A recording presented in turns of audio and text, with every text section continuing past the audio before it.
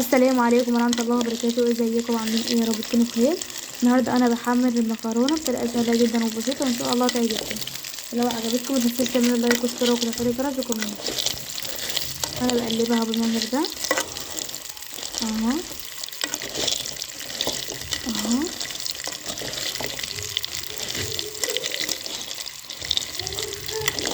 لازم ما نعليش عليها ولا توطي قوي ولا تعلي قوي، نخليها متوسطه عشان ما يتحرقش مني. لازم بس دول كانوا من تحت خدوا مني لون كده. انا اصلا بحبش المكرونه في التحمير بس دي الموجوده. الجيش قال لنا اتصرفوا يا جماعه اهو. شايفين اهو شايفين.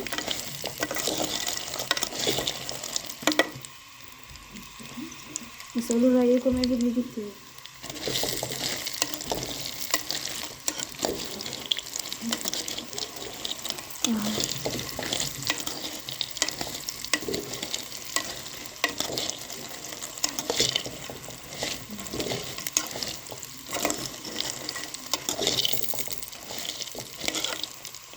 شايفين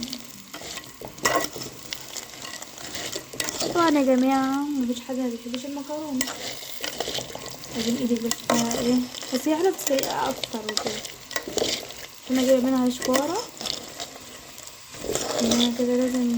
كنت جايبه شكاره من الخواتم بس الخواتم خلصت، كنت بستعملها كتير عندي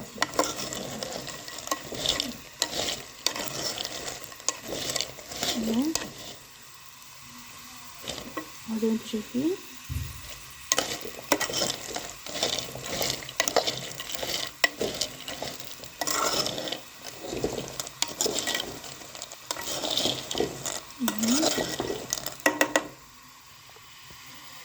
اقطع عليها كده ما يتحرقش مني.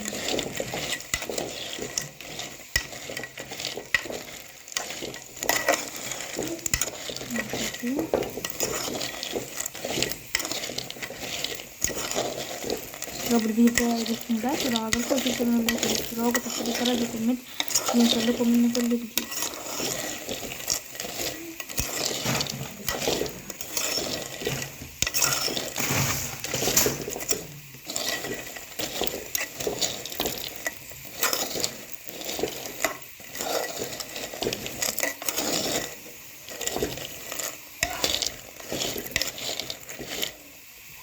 اهو يا بنات بصوا، انا اول ما تستوي كده هرجع لكم وانا بحط لها الصلصه كده، هرجع لكم برضه. تمام، خليكم معايا يا حبايبي، ربنا يكرمكم يا رب ويكرمنا جميعا. معايا كده ما اتغطتش لسه، انا هغطيها بشويه بقين تاني بس واقفل عليها. انا حاطط لها فلفل اسود ومرق او كده. تمام، هي كده اتغطت تمام. اول ما تسيبها هرجع لكم. شايفين بعد ما طبق المكرونه اتعمل بيبقى المنظر ده؟ شايفين جمال؟ يا ريت لو الفيديو بتاعي عجبكم متنسوش تعملوا لايك والاشتراك وتفعيل الجرس وكومنتوا لي رايكم ايه في الطبق المكرونه بتاعي.